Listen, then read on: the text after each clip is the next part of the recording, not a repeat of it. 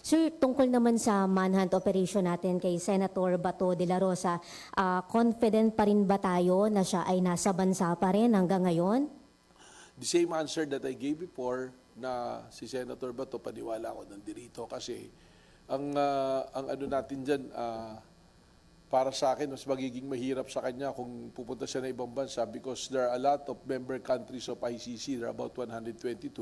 And those other countries who are not member of ICC, they have a commitment with the Interpol and the ICC arrest warrant is also a subject ng Interpol. So, and since the warrant is made public, pwede na siyang maaresto anywhere.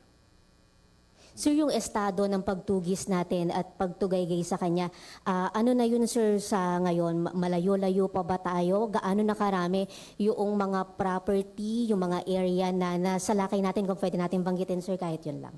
Well, we're receiving reports every day and we are following up all the reports. Just today, we have pag tinitingnan mo kasi, pag tinignan mo yung mga information, we have to process it kung alin talaga yung dapat sundan at hindi. So, meron kaming mga sinusundan na ilan na tingin namin pwedeng doon positive.